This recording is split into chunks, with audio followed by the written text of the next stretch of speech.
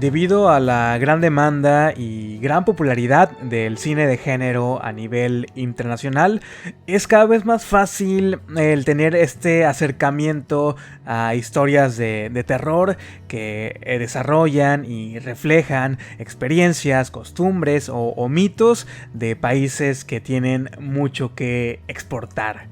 México, por ejemplo, es un país tan rico en cultura y en tradiciones que ha logrado plasmar un poco de estos rasgos de su identidad cultural en diferentes películas de terror que hasta el día de hoy siguen considerándose como grandes clásicos, grandes películas de culto. Y tan solo en años anteriores, películas como Vuelven, Huesera y Mal de Ojo han continuado cosechando prestigio, impulsando la carrera de directores, escritores, talento involucrado en dichos proyectos, que en su mayoría están asociados a historias o narrativas que tienen que ver con el misticismo, las artes ocultas, la brujería, la espiritualidad que gravita alrededor de la sociedad mexicana, pero que no se limitan a únicamente mostrar el lado positivo, ¿no? El lado esperanzador y feliz. Y bajo este mismo movimiento y oleada de cine de terror mexicano, nos ha llegado a la plataforma de Netflix una cinta que fusiona diferentes subgéneros como el body horror, el thriller y el terror sobrenatural, y que sí promete amplificar cada uno de tus 5 sentidos mientras acompañamos a nuestro protagonista, quien tendrá que combatir una terrible maldición que podría desaparecerlo por completo. Este es el episodio reseña de Desaparecer por completo del director mexicano Luis Javier Enaine en Planeta Terror Podcast. Comenzamos.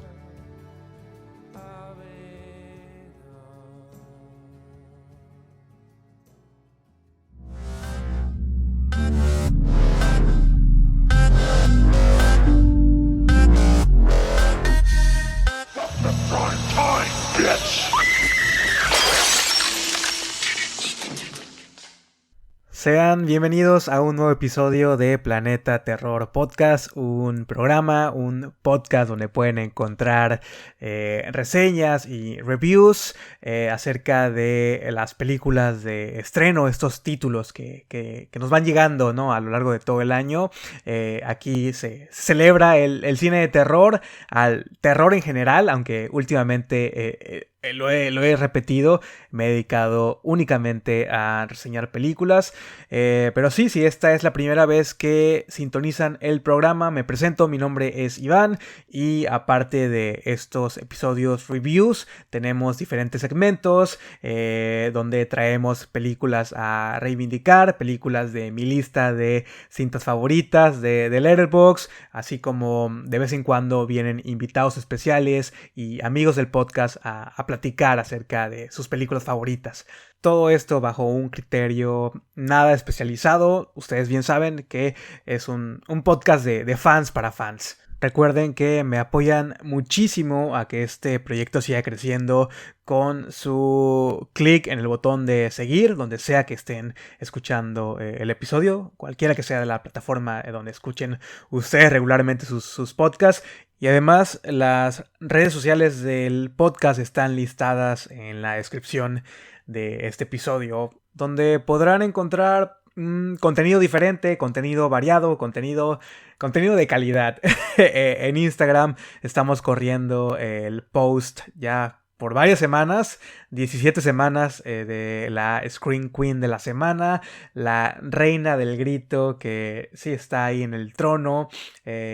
Tara Reid fue la acreedora a este tan prestigiado título y sí pueden ir a dar like y comentar a los posts de estas, las reinas del grito de la semana. Próximamente regresan las votaciones para elegir la película de los siguientes Resurrection. Sé que lo dejé pausado por unos cuantos meses, pero regresan estas votaciones y me gustaría que también ustedes participen y ya saben que los buzones de mensajes siempre están abiertos para sus sugerencias, sus comentarios.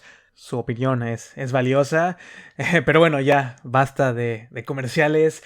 Estoy muy emocionado por el episodio que tenemos el día de hoy. Se trata de la reseña de una película que lleva tiempo queriendo ver. Desaparecer por completo. Tuvo su estreno en salas de cine el pasado 29 de febrero. Un estreno a nivel nacional. Por lo tanto, no tuve el acceso a ella. Sin embargo, el pasado 12 de abril, el pasado viernes, se agregó al catálogo de Netflix, creo que a nivel mundial, más de 60 países. Una gran jugada por parte de este gigante de streaming, porque Desaparecer por completo se trata de uno de los proyectos más ambiciosos que he visto del cine nacional. Una producción donde todo está cuidado minuciosamente y presentado de una manera que va a dejar sorprendido, satisfecho a gran parte del público, independientemente de sus gustos o de sus inclinaciones, ¿no? Cuando hablamos de géneros, es difícil poder encasillar a Desaparecer por completo en un solo género. Creo que es una fusión, amalgama diferentes conceptos e ideas. Por ejemplo, el thriller policíaco, investigación, tenemos terror, tenemos un poco de gore, body horror. Y también la historia está envuelta en un drama con terror psicológico. Al frente tenemos a un protagonista que de alguna u otra manera está deshumanizado. Sus 5 sentidos están obstruidos por frustraciones, miedos, incertidumbres, cambios. La relación con su pareja parece no ir del todo bien. Su profesión lo está consumiendo como si se tratara de una adicción de la que no se puede desprender. Santiago, nuestro protagonista de Desaparecer por completo, es un fotógrafo de nota roja. Todo el tiempo está rodeado de muerte y tragedia. Y sí, ha perdido esa sensibilidad para con las víctimas, su dedicación y su ambición, esa necesidad de querer ser el primero, de lograr esa fotografía perfecta que al otro día estará en primera plana. Sí, todo esto lo ha orillado a tomar decisiones cuestionables. Se ha vuelto en una persona corrupta, antipática, egoísta, hasta que una maldición, una terrible maldición, llega a su vida. Un embrujo que le va a ir extirpando cada uno de sus 5 sentidos lentamente, y en donde Santiago tendrá que encontrar la solución antes de que sea demasiado tarde. Una premisa que invita, una premisa que atrapa, una historia que te envuelve, una película que está desarrollada de una manera muy inmersiva, con una manufactura impecable. Luis Javier Enaine, junto a todo el equipo que lo rodea, tanto detrás de las cámaras como frente a ellas, han hecho un trabajo excepcional. La cinematografía, la música, la edición, todo es de primer nivel. Y qué decir de las actuaciones, también tienen una gran fuerza, una gran potencia, se sienten y se perciben como personas reales, a pesar de, pues sí, todas sus imperfecciones y errores que van a cometer en la narrativa de la película. Harold Torres y Tete Espinosa tienen una gran presencia escénica. No hay ningún diálogo, alguna conversación que se sienta torpe o forzada, como comúnmente suele suceder, ¿no? Cuando vemos alguna película hecha en nuestro país y automáticamente invalidamos el realismo con el simple hecho de escuchar lo que dicen los personajes, ¿no? Y la forma en cómo se expresan.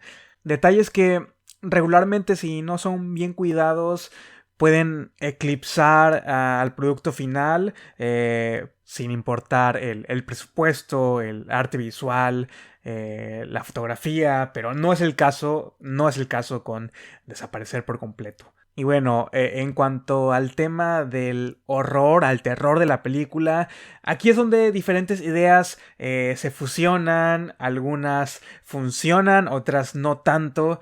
Es una película que está envuelta en costumbrismo y folclore mexicano, que habla y refleja la práctica de la magia negra, la magia blanca, los embrujos, que pues sí son temas comunes en nuestro país, pero que además también se abordan temas sociopolíticos como los feminicidios, la corrupción, el abuso del poder y la búsqueda del poder.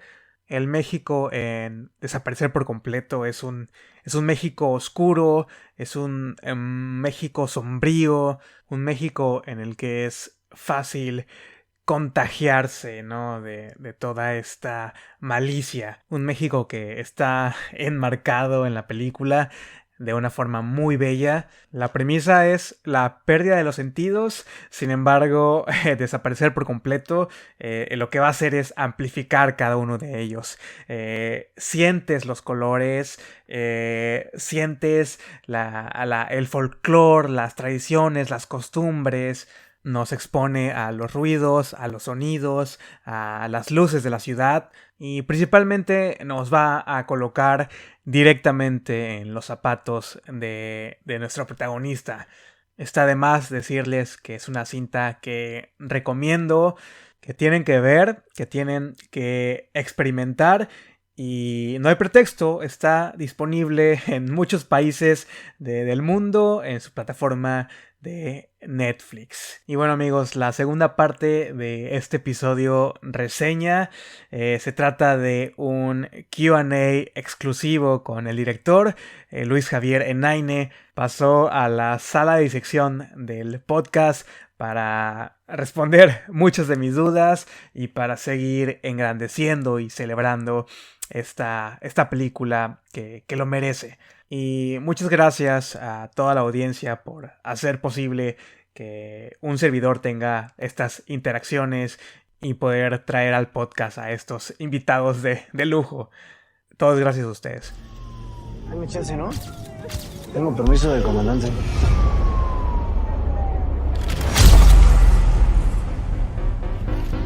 ¿Qué les cuesta imprimir la foto como yo se las mando? Santiago, ya te lo he dicho. Te prometo que yo te hago tu exposición. Tú sígueme trayendo fotos. Fotos bien cabronas. ¿Paso por ti a las 8? ¿Te vas a ir ahorita? ¿Ahorita? Oye, es trabajo, no te enojes.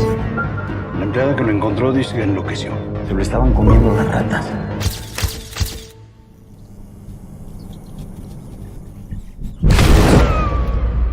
¿Cuánta gente no está enojada contigo por las fotos que les tomas a sus muertitos? La comida no me sabía nada. Como que no olía. ¿Cree que me haya contagiado de algo? No hay una razón fisiológica evidente que explique la pérdida del olfato ni el gusto.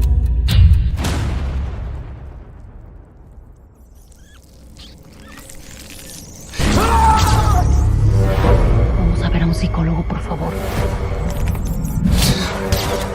No siento nada. ¿Si me hacen una limpia? Yo no te puedo ayudar.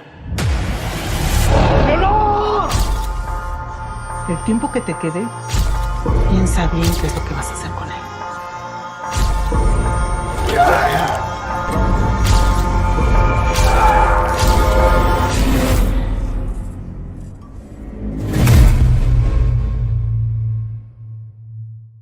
Estamos de regreso con el episodio reseña de Desaparecer por completo y para continuar sumergiéndonos con esta historia tan sensorial, tan sombría, llena de costumbrismos y mucho folclore mexicano, tengo el placer, el honor de compartir los micrófonos de este episodio con el coescritor, productor y director de la película. Bienvenido, Luis Javier Naine, ¿cómo estás? Un honor tenerte. Muchas gracias, Iván. Gracias por la invitación. muchas felicidades por todo el éxito que has estado obteniendo con la película. La verdad te lo mereces, todo el equipo. Es un orgullo, ¿no? De tener una película mexicana representando el cine de género. Hoy en la mañana estaba como haciendo un recuento así de que me parece muy surreal estar platicando contigo porque justamente en 2022 estrenas la película en Fantastic Fest en Austin, Texas. Y yo tengo el hábito de ir siguiendo estos festivales y vas anotando, ¿no? Las películas que van Sí. comentando. Y recuerdo mucho cuando sale la noticia de tu estreno, desaparecer por completo. Veo la imagen de Harold Torres con la cámara. Entonces, no sé, me llamó mucho la atención desde el título y todo. Y la puse ahí en el pin, en el watchlist de Letterboxd. Y se me hace muy increíble no poder ahora, años después, tener esta interacción y poder platicar contigo. Claro, sí. Y déjame decirte que valió la pena cada minuto la espera. Fueron casi Sí. bueno, más de 2 años esperando la película y la pude ver el viernes pasado y me encantó, la disfruté muchísimo. Ay, gracias, qué bueno que te gustó. Sí, ¿y tienes alguna, alguna interacción, algún recuerdo de esa noche del Fantastic Fest que quisieras compartirme? Claro, sí, mira, como bien dices, ya fue hace 2 años Ujú, esa presentación y es muy curioso porque ha sido un largo camino el que hemos tenido desde que empezamos a hacer la peli, ¿no? Nosotros empezamos, bueno, el guionista Ricardo Aguado Fentanes, que él originó esta historia, él empezó a trabajar en esta película hace 20 años, en este guión. ujú, Yo empiezo a trabajar en la película en 2017, trabajamos el guión en conjunto y en 2019 ya teníamos los recursos para filmar, íbamos a filmar en 2020, pero se nos vino la pandemia, entonces tuvimos que posponerla como un año y medio y terminamos filmando a finales del 2021, entonces como que se ha ido retrasando y retrasando y retrasando. Y aplicamos a Fantastic Fest con una copia de trabajo de la película y nosotros dijimos, bueno, sí, sí llegamos, ¿no? O sea, como que sí la terminamos antes del estreno. Y pues se nos vino el tiempo encima, nos aceptaron en Fantastic Fest y la verdad es que la película no estaba lista, o sea, no la versión que viste hoy, ¿no? ujú, Una versión que duraba 7 minutos más, o entre 7 y 10 minutos más. Todavía le faltaba como el diseño de sonido y varias cosas. Entonces, pues ya estábamos invitados al festival y dijimos, bueno, pues presentemos ujú, la copia de vamos. trabajo y pues, a ver qué pasa, ¿no? Y esto fue, como bien dicen, 2022 y nos dieron una función de medianoche, lo cual fue extraño. Es la primera vez, bueno, esta es mi tercera película, pero es la primera vez que estreno, tengo el estreno mundial de mi peli fuera Ujú, de mi país, de México. sí. Generalmente aquí estrené en Guadalajara y en Morelia y pues hacen como una alfombra roja y como que le dan mucho peso a las pelis nacionales, ¿no? Ujú, En Fantastic no es así, en Fantastic es una función más de las miles que hay ahí, que hay grandes películas y una gran selección de películas. Y te digo, la nuestra fue a las 12 de la noche, que pues estuvo pesado, honestamente, sí, sí, sí fue muy cansado. Pero bueno, la gente que fue a verla, pues, o sea, creo que le gustó y hubo muy buena respuesta del estreno.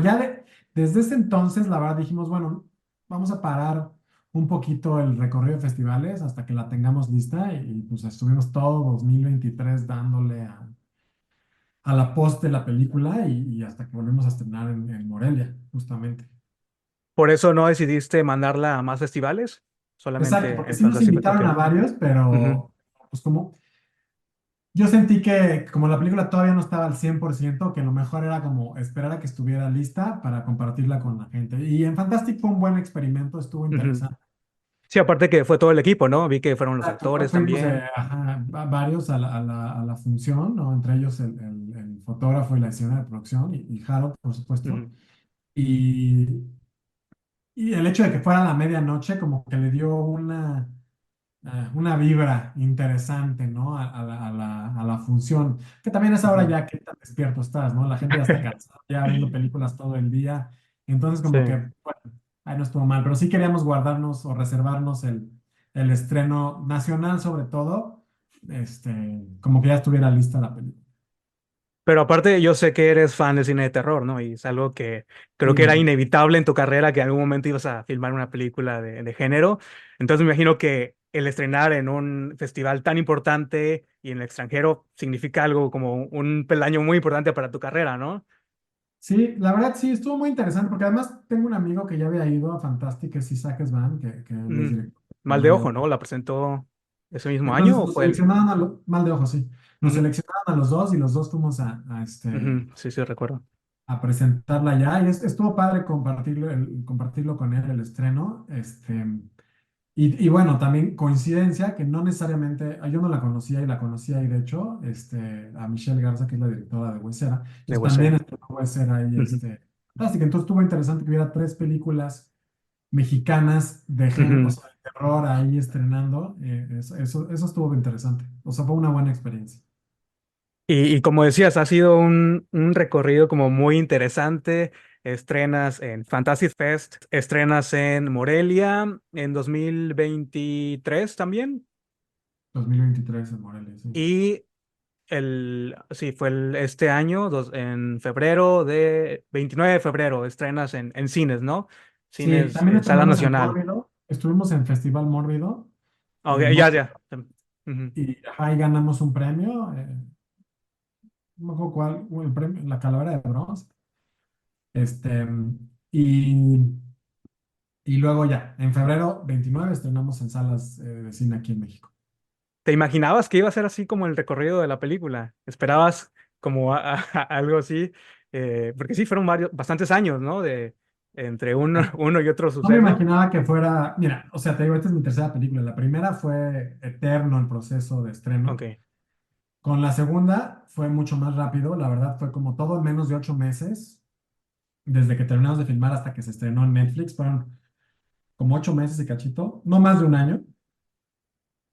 Y, y con esta yo dije, otra vez va a ser lo mismo, ¿no? Como un añito de post, estreno en cines y luego uno que otro festival y luego irnos directo a Netflix. Pero Ujú. la verdad es que no me imaginé que fuera a ser tan tardado. Es que los tiempos de filmación, o sea, los tiempos han cambiado después de la pandemia y me refiero como a la producción en Sí. general en México, como que hay mucho más producciones, este, hay menos gente disponible, todo está como tratando, o sea, todo está como tratando de acomodarse a un calendario, que se vuelve muy complicado. Entonces, pues sí, sí fue muy, y además el proceso de la peli de postproducción, justo de los efectos visuales, fue como muy complejo. Sí, no, jamás pensé, te digo, yo pensé que íbamos a estrenar ya con la peli final en Fantástica en 2022. Ujú, Ya 2022. estrenando en No. cines a principios de 2023, mi idea. Entonces estamos hablando de que nos retrasamos por lo menos entre un año y un año y medio. Pero Sí. te digo, valió la pena porque creo que se generó mucha expectativa, sobre todo en redes sociales. Se estaba Me hablando acuerdo. mucho de la película y ahora finalmente gran parte del mundo va a poder tener acceso a ella. O sea, me incluyo en esta lista de que no tuve la fortuna de verla en cines en México porque no vivo en México y fue lamentable, ¿no? El hecho de no poder tenerla en un cine aquí cercano. Y sé que es una experiencia que se tenía que vivir en cines, ¿no? Es muy sensorial, muy inmersiva. Pero bueno, al final es Sí, lo que tuve acceso a ella por medio ni de modo, Netflix. ahí sí no te quedó de otra. Leí un tweet, uno de estos de X, de alguien que recomendaba ver la película con audífonos. Fue lo que hice, así. ¿En serio? Y la Pero disfruté. no tienes surround en tu, Creo que sí tiene como tiene como el que que mueve el sonido, ¿no? No sé como la especificación de los audífonos, pero sí la disfruté, aún así dentro de la Claro, sí, comodidad de digo, mi sí, se casa. disfruta igual, en casa se disfruta, por Ujú, supuesto. Nosotros la hicimos pensando en cine y para que se disfrutara en cine, pero también pensando en la audiencia de casa y que también lo iban a ver ahí. Entonces hicimos, la diferencia, por ejemplo, de la gente que la ve en casa es que es 4K, ¿no? O sea, la película fue filmada en 6K. Entonces, si tienes Netflix y el plan de 4K, puedes verla en la mejor resolución disponible de la ujú. película. Encima, tienes, te digo, el sonido envolvente y hay un nuevo sistema que es el HDR, ¿no? Que es el HDR que tiene una amplia gama de color, más bien una Ok. gama de color más amplia que la normal, que una televisión normal SDR. Este, Creo que es High Dynamic Range. Entonces, eso hace que los colores de la película sean mucho más vivos y que tenga, te digo, o sea, que puedas apreciar mucho más colores que solamente puedes ver con la película en Netflix y si tienes HDR. Y luego de ahí, digo, recordando un poquito de la experiencia de haber estrenado en salas de cine, Ujú. de tener tantos estrenos, es que fue muy interesante tener tres estrenos, porque tuvimos el estreno de Fantastic, luego el estreno de Morelia, el de Mórbido, que iban de la mano esos dos, y el de Cines. Pero cada versión que yo presenté en uno de esos estrenos era distinta. ¿En Entonces, la serio? gente, sí, sí, sí, completamente. Entonces, la gente que la vio en Fantastic, esta es una película completamente nueva. Gente ¿Y que la vio en jamás veremos Morelia, esas versiones? jamás verán esas versiones.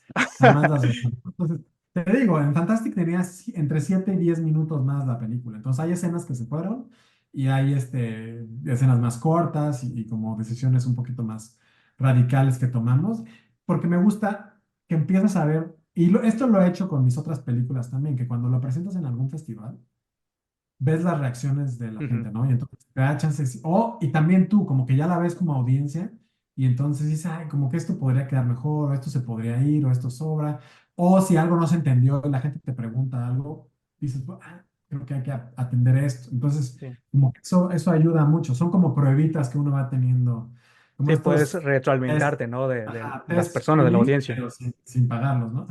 Ujú. Mira, no sabía que habían diferentes versiones. Sí. Antes de meternos de lleno con la película, ¿algún día veremos un formato físico, un Blu-ray o algo por el parecido? Pues, Es ojalá, difícil. por lo pronto no, porque Ujú, generalmente las películas que están en Netflix no permiten como que también estén en medio físico a menos que ujú. ellos lo autoricen. Entonces yo creo que por lo pronto no. Pero qué fantasía, ¿no? Poder tener Sí, la verdad, sí. formato físico. Bueno, a mí me gusta y colecciono y tengo muchas películas Y no, yo también. sí, prefiero tenerlas ahí porque luego en el catálogo de Netflix o cualquier otra plataforma de streaming uno nunca sabe, ¿no? En qué momento las pueden quitar y desaparecer y ya no las tienes ahí a la mano. Pero sí, ojalá que se pueda hacer algún día. Ok, entonces vámonos de lleno. Tengo como unas preguntas en orden cronológico. Me decías que te llega el guión en 2017. Sí. Eh, y, y sé que eres fan del cine de terror y que desde un inicio querías hacer una película de terror, desde tus inicios como director. ¿Qué fue lo que te motivó a hacer esta película? O sea, ¿qué es lo que tenía este guión que dijiste, necesito hacerla, necesito darle vida a esta historia? Mira, creo que la historia va más atrás, o sea, más atrás, empieza más atrás del 2017 cuando Ujú, yo acababa de terminar mi primera película, que se llama Tiempos Felices, y estaba platicando con un amigo director que se llama Mario Muñoz, que él hizo Bajo la Sal y ahora hizo Los Minutos Negros. Y estábamos platicando y él me contó de un proyecto que estaba haciendo de un personaje que perdía uno por uno los cinco sentidos. Entonces, cuando él me contó esa historia, yo dije, a ver, ¿qué? ujú, Desde que me dijo la premisa, y solo fue así, ¿no? De un personaje que iba perdiendo uno por uno, me pareció brillante el concepto, la idea, o sea, no profundizó en quién era el personaje, no profundizó en la historia, o sea, nada más me dijo la premisa. Y ujú, ya, pasó el tiempo y yo, o sea, como que le pregunté en su momento, ¿y por qué no la hiciste? No sé qué, no, pues por X ya me puse a hacer mis películas, fregada, o sea, ya no la terminé haciendo. Pasa el tiempo y entonces Ricardo me escribe y me dice, oye, vi tu película, Tiempos Felices, me gustaría mandarte algunos de mis guiones para ver qué te parece, no sé qué, o si quieres dirigir alguno. Entonces me ujú, manda sus guiones y uno de ellos fue Desaparecer por completo. Y, y cuando lo leí dije, ay, no puedo creer que es el mismo guión, o sea, la misma historia que me había platicado Mario. Entonces ya me junté con él y platicando él me dijo, no, es que en tu película, que aunque era comedia, vi dos escenas o sea, yo en la película hice dos homenajes a películas de terror, a Halloween y Texas Chainsaw Massacre. Y En entonces me tus dijo, películas, las de comedia, en tiempos "Ah, felices, ¿no? Dices que, sí, ajá. sí". Y Ok, me dijo, haces un homenaje a estos clásicos exacto, y de exacto. ahí, Y de ahí dijo, no, a él debe eh, gustarle el terror y me mandó. Y te digo, me mandó estos guiones, el que más me gustó, o sea, todos estaban bien, pero este fue el que más me gustó. Y la verdad, mientras lo leía, obviamente decía, no, qué gran historia, qué gran historia, qué gran historia. Me pareció muy interesante el mundo que había construido. Digo, obviamente esta versión es muy distinta a la versión que ahora filmamos, pero, pero ajá, como que conecté con muchos aspectos de la película. Conecté con el aspecto de los sentidos, Ujú. conecté con la vida de este como artista frustrado y cómo pone su Sí. vida en pausa y cómo sacrifica a la familia y todo eso. O sea, como que todo eso me pareció muy interesante y ajá, como que como siempre había querido hacer una película de género y aunque yo no la consideré como una película de terror en su momento, yo siempre dije, es como un thriller sobrenatural y creo que esto es, o sea, como que creo que ahí se está moviendo, no es thriller sobrenatural con elementos de horror. Ujú. Son el tipo de películas que a mí me gustan, entonces, pues sí, por eso, o sea, por eso como que decidí hacerlo. Yo sí la considero una película de terror, porque a mí me puso los pelos de punta. Hay buenas escenas en las que, o sea, es desgarrador y perturbador ver a este personaje en esta travesía que... Ay, no quiero especificar tanto porque sí te quiero preguntar un poco acerca de la construcción de estas escenas y estos momentos. Pero sí, entonces platicas de este guión. ¿Cuál fue como el cambio más radical que sufre, no sé si el personaje o la historia? O sea, ¿cuál fue como el cambio más grande que sufre de esa primera versión a lo que estamos viendo ahora en Netflix o que está disponible? Bueno, sí, son varias cosas, pero ¿Sí? digamos que el más grande es, eh, bueno, hubo personajes que cambiaron, personajes que quitamos, personajes que agregamos. Em, Ahora, esto va con spoiler warning, Advertencia para todos. pero, pero al fin, o sea, como que digamos, el final es lo que más cambió. Ok, Porque el final original, o sea, de esa versión que yo leí, no perdía todos los sentidos. Perdía tres ok. sentidos y lograba detener, digo, y también la persona que le daba, que le hacía el embrujo era completamente distinta. Y, y lograba recuperar, o sea, detener el embrujo. Él lograba detener el embrujo, Ok. y entonces no perdía los otros dos sentidos, que eran el oído y la vista. Ujú. Entonces, cuando yo leí el guión, justo le dije a Ricardo, le dije, oye, la película se llama Desaparecer por completo, o sea, tiene que desaparecer por Sí. completo. Sí, el personaje estaba condenado desde un principio, ¿no? Exacto, desde un principio. Entonces, eso fue lo que más cambió. Entonces, ya en esta nueva versión, pues pierde los cinco sentidos y el final, cómo acaba de una forma un poquito más subjetiva y abstracta, Ujú. aunque concreta, también es diferente. Porque al final también, luego lo reescribimos y era como un poquito más elaborado y como un poquito, a lo mejor un poquito más positivo, más optimista. Y entonces ya o sea, como que tomamos la decisión de terminarlo de esta forma. Digamos que era como un final más feliz, ¿no? Para el personaje. Lo que no Sí, sí, sucede en esta versión, ¿no? sí, Que estamos viendo. salvaba, Eh, sí. es que para mí el personaje de Santiago es algo como atípico, no es el protagonista común que vemos en este tipo de películas. O sea, es como complejo y tiene estas características un tanto opuestas, ¿no? A las de un protagonista. En realidad es una persona con la que pocos nos vamos a poder conectar en el sentido de la forma de ser, ¿no? Y las actitudes que tiene. Pero es muy interesante, ¿no? Toda esta travesía. Y como te digo, para mí el personaje está condenado, ¿no? Desde un principio, desde las frustraciones que vive, el trabajo que tiene que desarrollar y desenvolver algo que puede o no estar como a gusto, pero lo está llevando a cabo, ¿no? La relación con su bueno, pareja que también se está desmoronando. No sé, me gustó mucho porque tenía pocas veces puedo conectar con un protagonista masculino tanto como lo hice con Santiago. Yo creo que me encuentro en un punto de mi vida en el que estoy como con estas decisiones, ¿no? De a futuro y que siempre estás como tratando de hacer esas introspecciones, ¿no? En ti y para seguir adelante. Y no sé, conecté mucho con él, pero sí, la travesía que tiene es brutal y el hecho de esta pérdida de los sentidos hace que uno también como humano conecte más con él, ¿no? Y te quería preguntar cuál de los cinco sentidos fue el más difícil de poder desarrollar y transportar hacia nosotros, hacia el público. ¿Cuál Sí. fue como? Sí, mira, antes de responderte, sí quería decirte que justo ese tipo de personajes son los que a mí me gustan, los que Ujú. son los antihéroes, ¿no? De Sí, alguna manera, que están, o sea, que tienen defectos, que están, sí.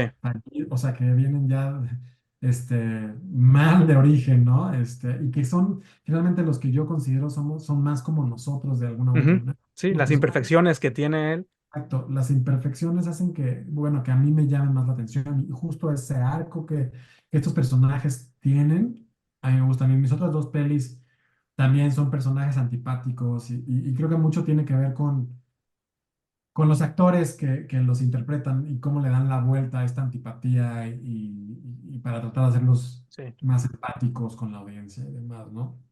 Y transmitir esa humanidad. Que finalmente Santiago, a pesar de todos los defectos que tiene, sí tiene esa humanidad, como personaje. Y luego, para responderte tu pregunta, el más difícil, o sea, yo desde que leí el guión y desde que empecé como a ya maquinarlo en mi cabeza, siempre quise hacer una peli sensorial, ¿no? Siempre quise Ujú. contar la película a través de los ojos de Santiago para tratar de poner a la audiencia en sus zapatos, ¿no?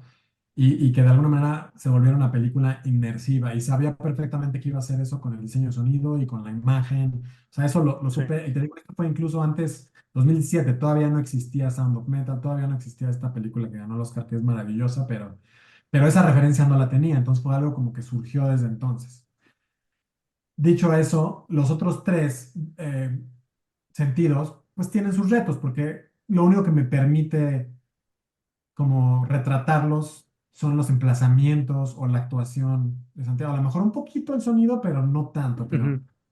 no como los otros dos, ¿no? Que es tal cual audiovisual, ¿no? Pero el más difícil de todos para mí, y bueno, más bien para Harold realmente, fue el del tacto. Porque yo, o sea, yo quería hacer la película como lo más realista posible. Y claro, Harold está interpretando todo esto y él tiene que, o sea, él es el que lo va a actuar y el que lo tiene que vivir y el que tiene que pasar por todo esto. Y entonces una de las dudas que él tenía con respecto al tacto, o sea, en el guión originalmente, como que Santiago estaba cojeando y le costaba trabajo caminar, que es algo que sucede hacia el final de la película, ¿no? Ujú. Pero Sí, sí, más o menos. todo eso era consecuencia del tacto, de la pérdida del tacto, porque yo siempre argumenté que si no sientes, pues no sientes el piso y no puedes por lo mismo apoyar bien o no puedes tomar objetos y agarrarlos de la misma forma que los agarrarías si tuvieras el tacto por lo mismo, porque no lo estás sintiendo. Entonces, Sí, sí. yo tenía esta idea de que perdías un poquito la coordinación motriz o algo así.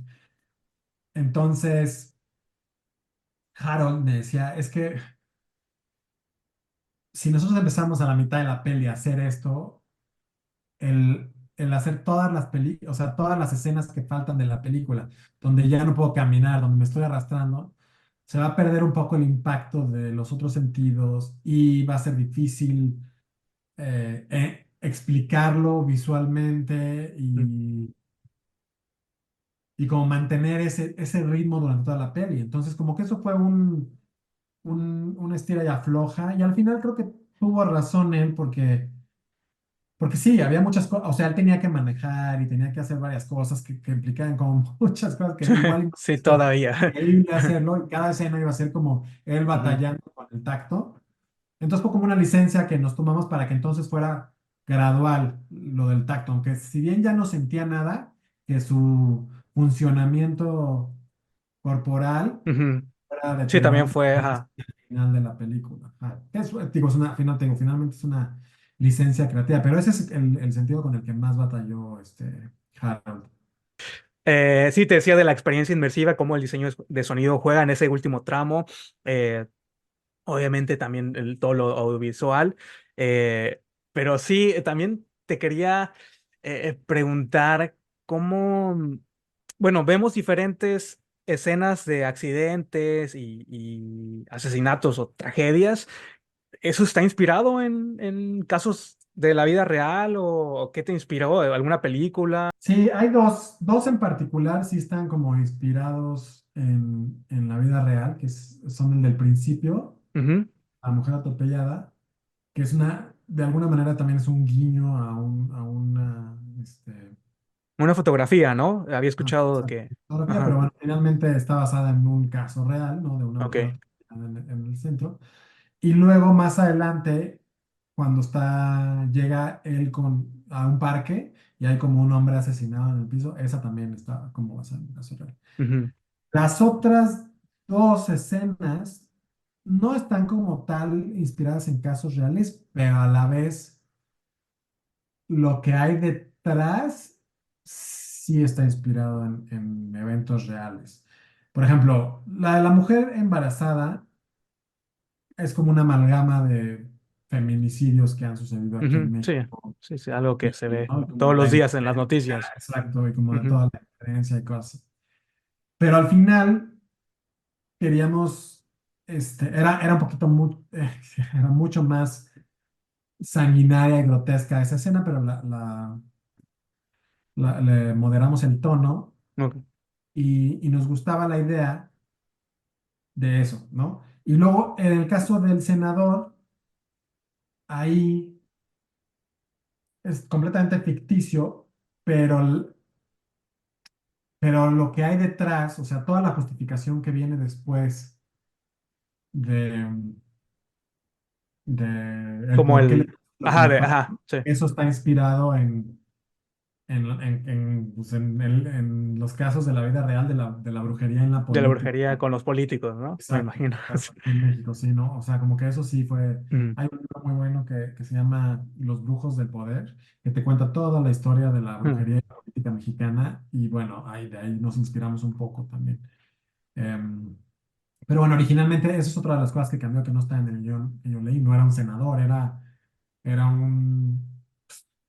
sí, como un joven punk, de hecho se llamaba el joven punk en el guión y se lo comían las ratas y todo eso. Pero no, eso sí, y de hecho el hecho de que fueran ratas, eso estaba desde que Ricardo escribió el guión anterior, sí. El guión original ya tenía estos aspectos sociopolíticos y bueno, de brujería, no sé, típica de México o eso fue agregado después. Sí, no, en la versión que yo leí eso no estaba, Ok. era otra cosa completamente. Pero luego, cuando entré a trabajar al proyecto, le dije a Ricardo, oye, mándame todas tus versiones que hayas escrito, quiero ver qué otras cosas hay por ahí. Y en alguna de esas versiones sí había puesto a la senadora Elena Castellanos, aunque en otro papel, otro personaje, jugaba de otra manera distinta, no había un senador muerto, no había nada de eso, Ujú, pero el personaje sí existía. Entonces estaba como ese guiño de la política y su relación con la brujería, pero no era parte fundamental de la narrativa, de la historia, pues ok. no era una subtrama, o sea, no era, digo, sí, subtrama sí era, pero más bien no estaban directamente relacionados como en esta versión, ¿no? Entonces, eso lo regresamos, bueno, y lo expandimos, a lo que es ahora la película. Y originalmente lo que quise hacer yo fue que estuviera como muy o sea, en el fondo, ¿no? O sea, como que fuera una de las capas que están ahí, que Sí, si sí, cachas y lo definitivamente. entiendes, está perfecto, ¿no? O sea, pero no me voy a poner a explicarlo todo. Em, y bueno, y la gente que conozca el tema, pues sabrá que eso es un hecho. Y la gente que no, pues dirá, "Mm, Y la esto". gente que no, pues tiene que investigar porque Exacto, y la gente que eso no tiene que sucede, investigar. Es sucede una todos los verdad. días. Sí, creo que también la profesión de Santiago cambió, ¿no? Del guion original, no era un fotógrafo Bueno, de desde que periodismo. yo desde que yo me involucré en la película, siempre ha sido fotógrafo en otra Ok, parte. ok, Solamente, creo que en una versión, no me acuerdo si era la primera o la segunda, en una de las que yo no estuve trabajando con Ricardo, era médico. Y era médico porque Ricardo estaba buscando una profesión que fuera lo más, bueno, que el personaje tuviera la capacidad de estar desensibilizado, ujú, o más bien de que estuviera desensibilizado, y la profesión que más tiene eso, pues es un médico, que generalmente no tienen esta sensibilidad, tienen que ser como muy fríos a la hora de ejercer su profesión y ya después Ricardo mismo, siendo fan del género de la nota roja y habiendo coleccionado sus publicaciones cuando era adolescente, Ujú. cayó en esta profesión. Sí, Es algo muy característico, ¿no? Del mexicano. Siento que como que sí, nacemos con ese morbo, al menos yo recuerdo de pequeño, los periódicos y la nota roja era algo que teníamos acceso, ¿no? Desde muy pequeño era este medio de comunicación en el que podías revisar sin ninguna advertencia ni nada. Entonces, quieres o no, crecemos con ese chip y aparte, o sea, nos gusta el morbo, ¿no? Nos gusta enterarnos es parte de del todo. mexicano, es parte de ser mexicano, porque además, o sea, si ves los encabezados que tienen estas publicaciones, o sea, son lo más ingeniosos. El ingenio que Sí, tienen. es tremendo, es tremendo. Y sí, por supuesto, es el morbo, ¿no? O sea, ¿cuántas veces no Ujú, has visto que hay tráfico en el camino porque hay un accidente, ¿no? Y todo el mundo está deteniendo a ver qué ujú. pasó, ¿no? Y no nada más eso, sino que le bajan a la ventana y le preguntan a la gente, oye, ¿qué pasó? No, o sea, es como el morbo, el morbo, el morbo. Y pues sí, eso está explotado acá en esta profesión. Sí, y la profesión que adquiere Santiago, digamos que no la ha elegido, ¿no? Bueno, lo que pude ver, no sé si es un Easter egg o algo que ocultaste en este set donde trabaja Santiago. Vi como dibujos y algunas pinturas que no sé si sean de su autoría, pero yo quiero creer que como es un artista, ¿no? Un artista visual, un artista plástico que finalmente no tuvo de otra más que dedicarse al periodismo, ¿no? A la nota roja. No sé si tengas alguna historia como del backstory del personaje o si alguna vez platicaron de eso con Harold Torres. O sea, siempre, obviamente, siempre lo consideramos como un artista en el fondo, ¿no? Un Ujú, artista que es frustrado, que está haciendo algo que sí quiere hacer, pero que no le ujú. llena Sí, sí. todavía completamente profesionalmente, ¿no? Eh, pero sí, más bien, realmente me hace interesante lo que dices, nunca lo consideramos como que fuera un artista plástico como tal, sino más bien un artista de la De la fotografía. foto. Pero todas estas ilustraciones, o sea, como que Lo, la razón por la que los pusimos es porque más bien él tiene como libros de anatomía y Ujú, como que tiene como mucha curiosidad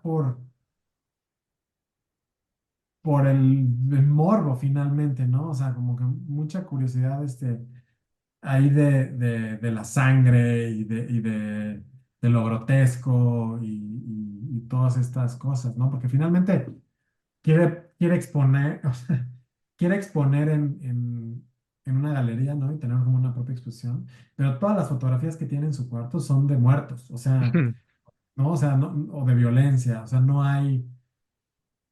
hay como que digas, ay, tiene aquí una foto de un paisaje o un dibujito de una mariposa, ¿no? Cosas así, como que Sí. como lo tétrico.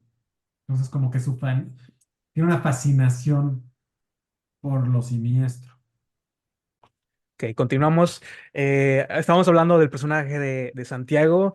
De manera así como resumida, no sé si me quieras platicar cómo fue el proceso de casting para Harold Torres y qué tan difícil fue encontrarlo. Porque, bueno, sé que es un actor muy solicitado en estos últimos años y una carrera bastante exitosa también a nivel nacional e internacional. Sí, el proceso de casting de Harold, pues fue muy complejo porque este, fue en pandemia. Todo el proceso de casting lo hicimos durante la pandemia, entonces no podíamos vernos en persona. Entonces, Ok. todas las propuestas de casting fueron a través de Zooms. Entonces, pues bueno, te quita esa opción de conocer a la persona y percibir la química o verse, ¿no? De ver su corporalidad y ver el tamaño, ¿no? Cómo se mueven y demás. Entonces, pues ahora sí que tal cual, lo estás Ujú, viendo. Aún así, cuando Harold hizo la propuesta, este, ¿cómo se llama? En el Zoom, las decisiones que tomó,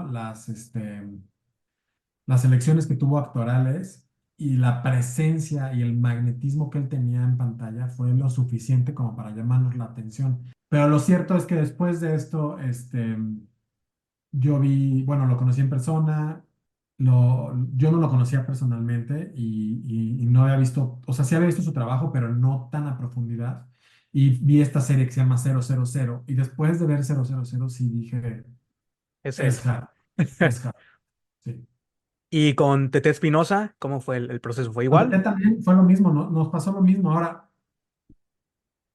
con TT también tuvimos el proceso de Zoom y de estarlo como, este, digo, estar trabajando a través de esto. Y Alejandro Reza, que es nuestro director de casting, eh, él nos la propuso, yo no la conocía.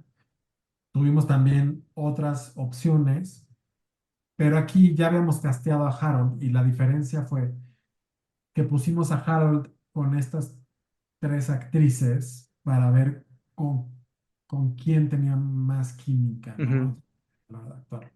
Y eso fue muy interesante porque entonces ya nos vimos en persona, ya fue callback, ya hicimos todo este proceso y finalmente nos decidimos por TT, que también estuvo interesante la selección de actrices con las que nos quedamos, pero TT fue como la opción por la que nos fuimos.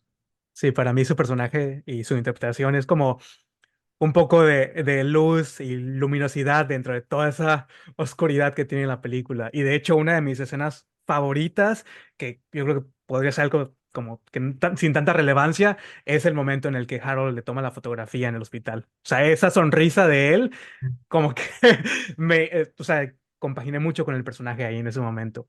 Sí, y no, y lo Sí, que fue interesante de estos dos actores fue que pues los dirigí de manera distinta, ¿no? Porque ok. Harold estaba en un proceso como más intenso y mucho más sobrenatural, ¿no? O sea, la dirección sí tenía que ver con él creyendo Ujú. en Sí, él, perdiendo su humanidad, ¿no? y con Tete, o sea, él estaba en una película de terror y Tete estaba en un drama, ¿no? En un Entonces, drama total.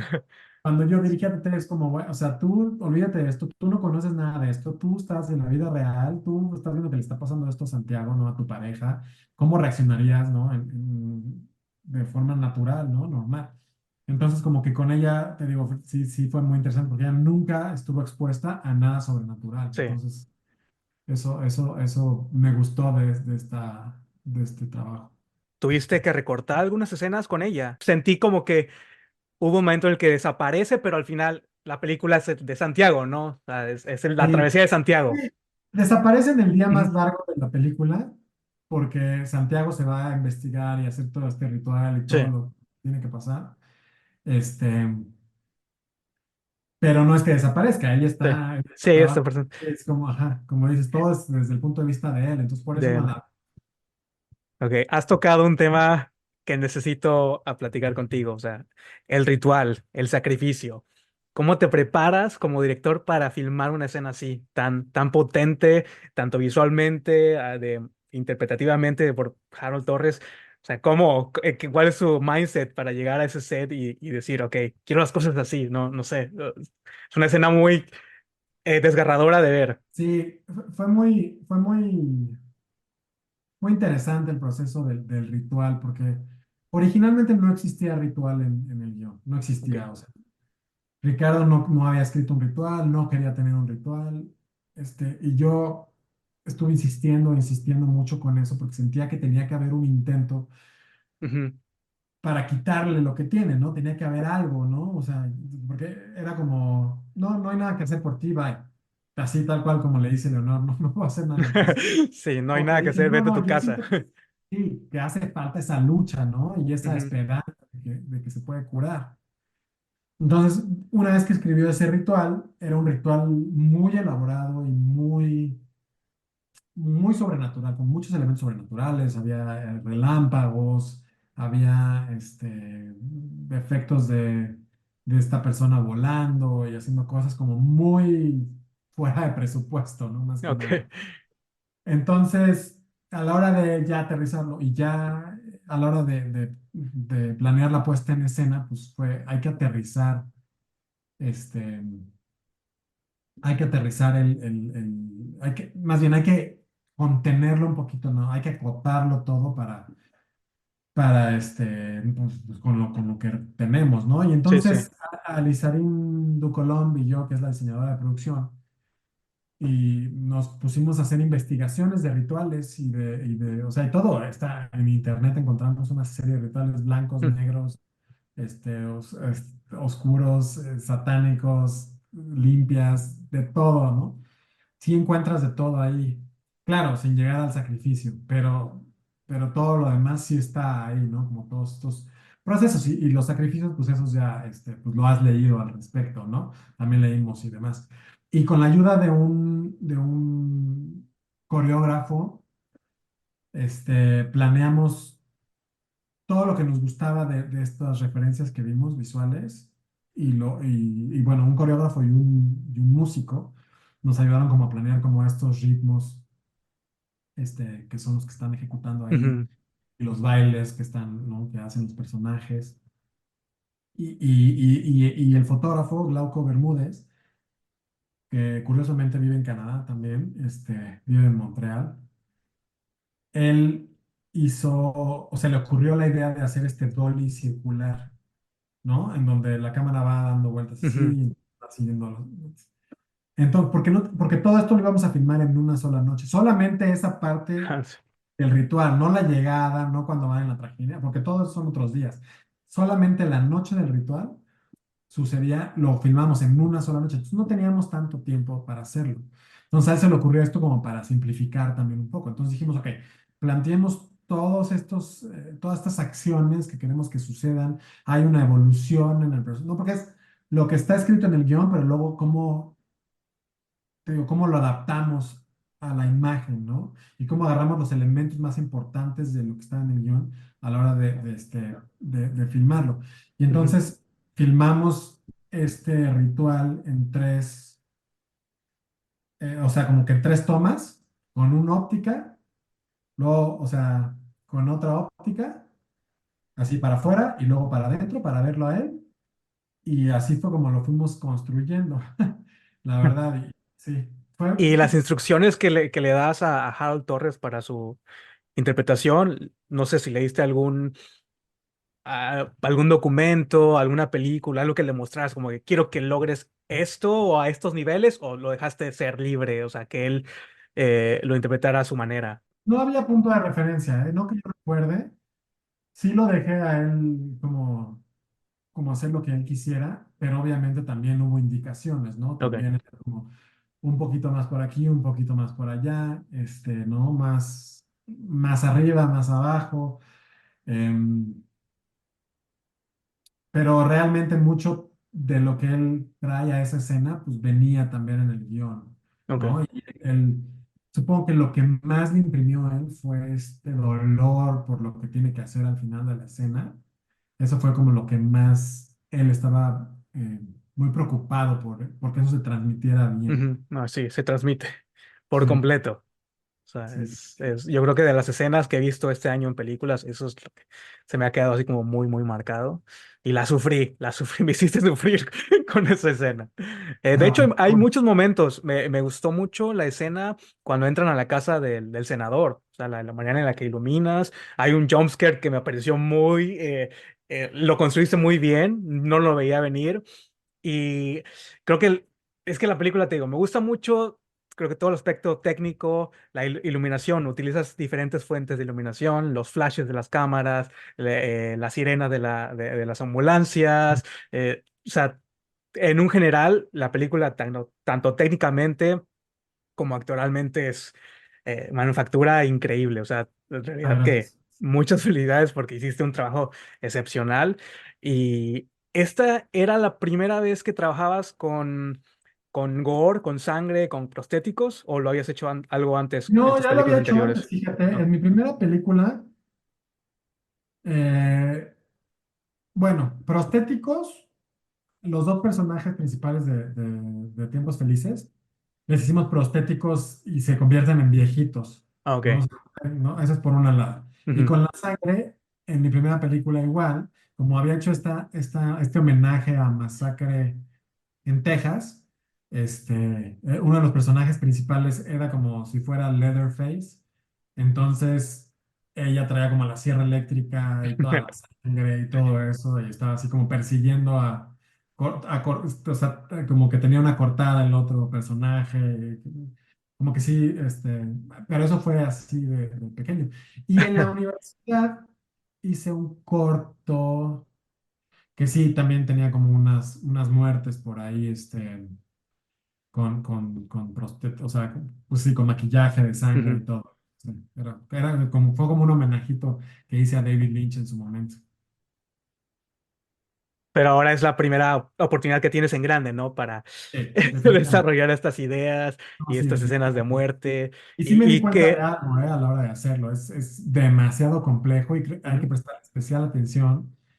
Y también requiere su ciencia, ¿no? O sea, ujú, porque muchas veces dices, ah, sí, el prostético está chingón. Y sí puede estar bien, pero a veces necesitas reforzarlo en postproducción. Hubo varias cosas que hicimos. Por ejemplo, la escena donde le cosimos los oídos, la nariz, la ujú. boca, todo eso. Sí, que está Bueno, la nariz, por ejemplo, como no en la la tengo. morgue, ¿no? Está Sí, como en una ajá, morgue. Que es un es en la flashback morgue. así de Exacto, segundos de la es escena un de sueño. sueño. Sí. No le cosimos la nariz en el set porque no podía Ah, ok. respirar.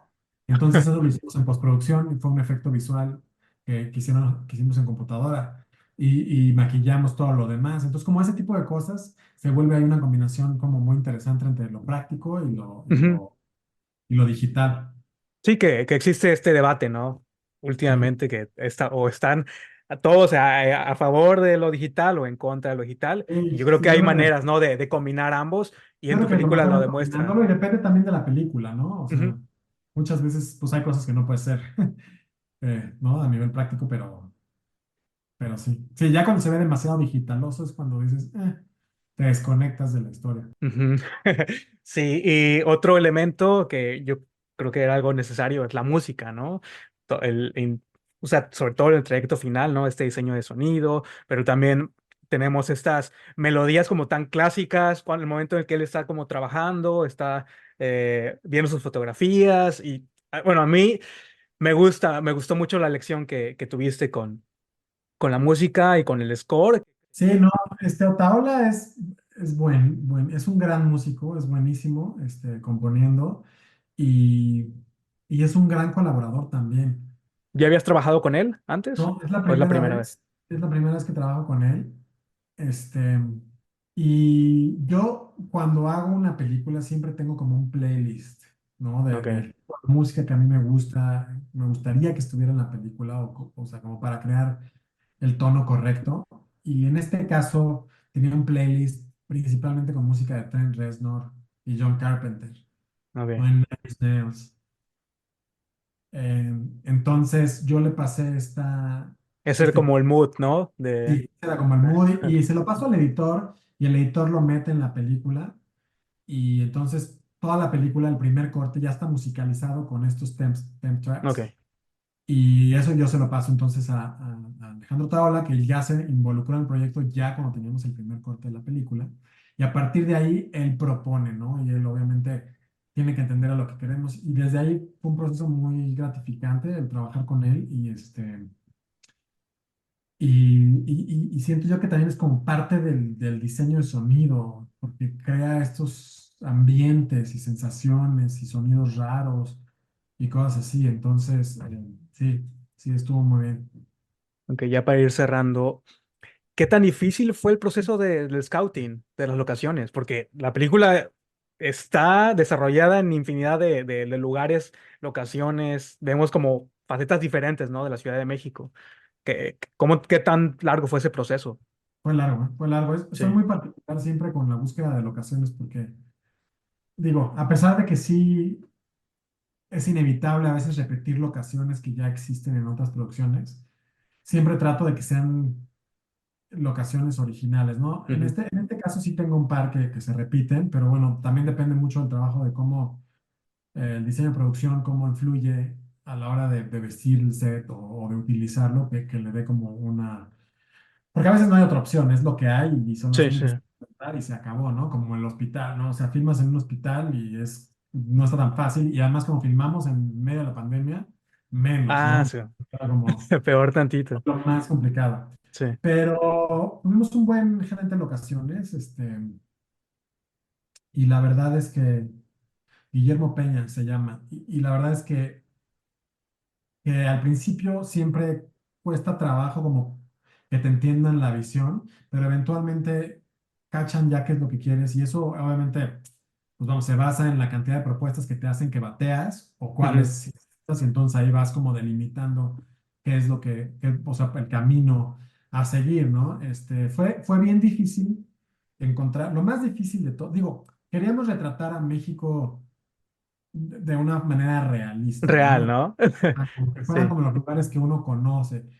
Y hay mucho, y te digo, estábamos filmando en pandemia y todavía había requisito de traer el cubrebocas y el protocolo, y entonces mucha gente no quería rentar espacios, mucha gente estaba, o sea, muchos lugares estaban un poquito limitados, ¿no? Con gente, por ejemplo, los Ujú. hospitales fue lo más complicado, conseguir hospitales.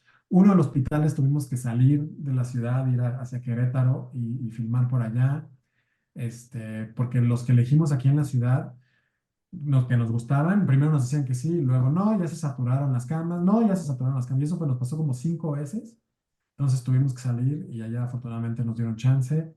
La guarida del final, ¿no? La guarida del brujo, eso también fue muy difícil como encontrar esa cabaña que estábamos buscando como muy particular, que no había, o sea, no encontrábamos, al menos sí había muchas, pero no que fueran de acuerdo con el Ujú. aspecto visual que queremos para la película.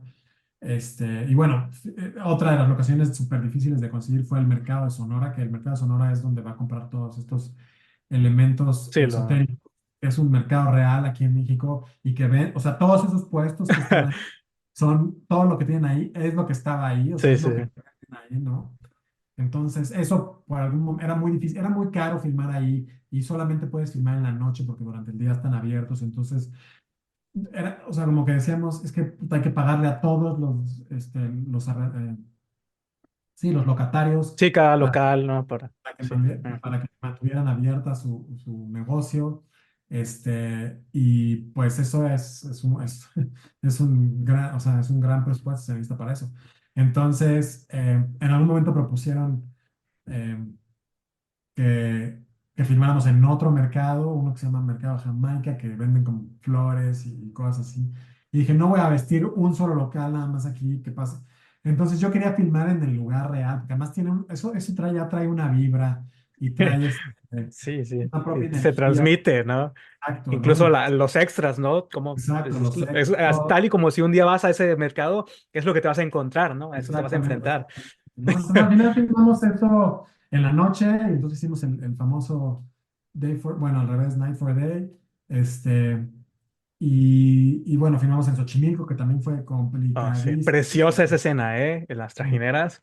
Sí, sí, eso fue Y digo, lo sí, más complicado, porque esa escena del ritual la partimos en tres locaciones distintas, en dos locaciones distintas, porque todo el recorrido que hace en la trajinera, pues eso sí lo filmamos en Xochimilco. Y cuando llega como a la islita esta, em, queríamos filmar ahí, pero no había luz, no había agua, no había baños, no había nada. Entonces, para el equipo de producción, eso estar toda una noche ahí a menos de 0 grados, o sea, estaba medio complicado. Entonces, filmamos en otro lugar que se llama Cuemanco, ya era tierra firme, entonces como que hicimos ahí la magia del cine para empatar esos dos lugares. Pero, pero sí, sí, la verdad fue muy interesante, es muy complicado. Lo que es el casting y las locaciones es lo más complicado siempre siento yo de hacer aquí en México. pero era necesario y se puede vivir ahora con la Exacto. película que ya está disponible en Netflix y que no nos podemos perder. Muchas gracias, Luis. Ha sido un placer tenerte, ha sido un verdadero honor estar platicando contigo acerca de la película y realmente espero que no nos abandones, que sigas haciendo más terror y vamos a estar muy al pendiente de tus próximos proyectos. Por Muchas supuesto. felicidades, te lo mereces, tú y tu Muchas equipo. gracias. Muchas gracias, te lo agradezco. Gracias. I'm not here.